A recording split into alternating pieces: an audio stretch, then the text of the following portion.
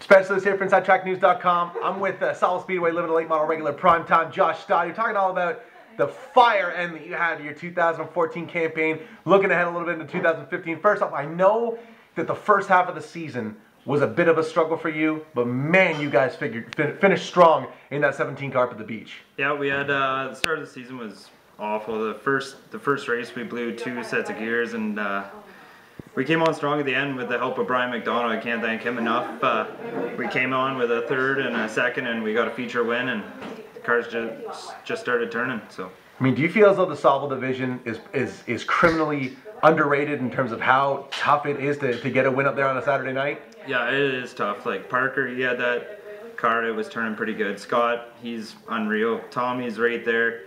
We got Tim coming on next year. He's going to be a competitive car. Yeah, I can't say enough. Like the guys up there, they're really good to race against. But there's on any given night 7 cars that could win. See, a fantastic segue. I'm so happy that you mentioned Tim Ellis because I know that you guys got something brewing for 2015. I just spoke with him a couple of weeks ago at the United Late Models tour meeting, and he was really excited about working with you. So tell me a little bit about this partnership and how you guys came together and what you have planned for this season. Yeah, like Brian started working on our car and he built Timmy's car, and we're in the shop, the 3 of us, all the time, and we're talking about next year.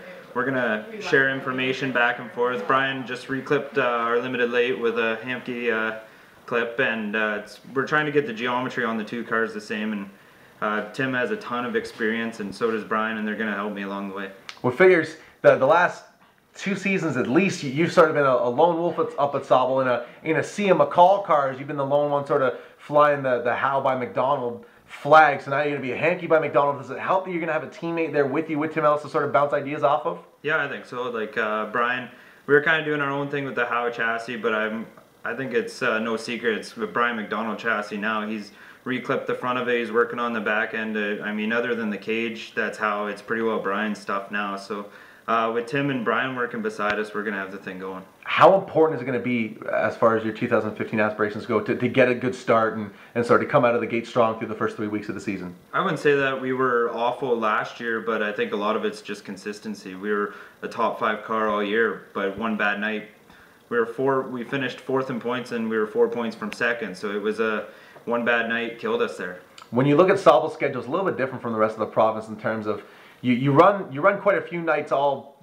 sort of packed together. You start a little bit later, you end a little bit earlier, but you don't have a lot of nights off. So once she gets going, it gets pretty crazy. How does that sort of affect how things have to be back home at the shop to be ready for Saturday nights? Oh, it affects it huge, and the fact that we go to sunset, 90% of the time that we're off doesn't help either, because we're changing the car to work there, and then we got to change it to come back. So it's a lot of work, but like I said, Brian, my dad, I can't thank them enough. They do a lot for me. So it would be easy to sort of stay at Sauble and be a one-track wonder, but you've sort of worked hard to step outside of your comfort zone, especially last year. You made numerous trips down to Sunset, and you were certainly making some headway late in the season. Is that something you hope to continue in 2015? Absolutely. Like, I think we want to go to these tracks and travel, and we want to be a top 5 car there for sure. It's all about keeping your notes and following. Like, I talk to Dwayne Baker all the time when we're traveling at different tracks, what's working for him, and he's just a great guy to talk to. He kind of takes you under his wing, and he'll talk you through anything if you want. You had your first taste of the Autumn Colors Classic at Peterborough Speedway in October. Tell me a little bit about that. It was a little rough, but I kind of figured it was going to be, it was a different track. I don't know if I like it yet, but I've only run it once. So Sunset, can't say enough about running there. The guys, the atmosphere is unreal. Any night, 20 cars could win there. There's just the competitors there are unreal. We just really enjoy going there. Is it back in the plans again to try to make the trip down to Sunset as much as you can when Sauble's schedule sort of gives you the leeway to do so? Absolutely, yeah. We like any invitational we can do there. Probably a couple points nights. We just love running down there. What's the goal next season in terms of weekly competition at Sauble? What do you guys want to accomplish for the Stade Motorsports camp? Oh, I think we want to go for the championship for sure, but we do have some bigger news coming. We got to stay tuned with us. We're not done yet. There's a lot going on in 2015 that we're excited to talk about. I mean, none of this happens without the people behind the scenes, the guys slaving in the shop. I mean, you see pictures on your Twitter and your Facebook. You guys are still in the shop. I think you guys, what did you take, like a week off before you got right back at it? So the plans, we're started, late October, and you're still working hard. Thank the folks that make all this a reality for you. I gotta thank Josh Stade for sure. He's given me endless opportunities. He's always there for me as a mentor, a coach, and a dad, and he just does a ton of stuff for me. Him and Jeff Ewell, they do a ton of stuff for me, and same with Brian McDonough. Work side by side with him in the shop on a weekly basis. Great guy. He's telling us old stories about his racing. He's just an unreal guy to work with. My crew, I can't thank them enough. They're there. I call, they're there in 5 minutes. Like, they're just unreal. My sister, she gets involved with the marketing part of it. So does my girlfriend Bailey. She's helping with the marketing and promotions. My sister Jody, she helps give giveaways out to the fans and stuff when we travel track to track. My mom, she takes pictures. It's just a ton of support.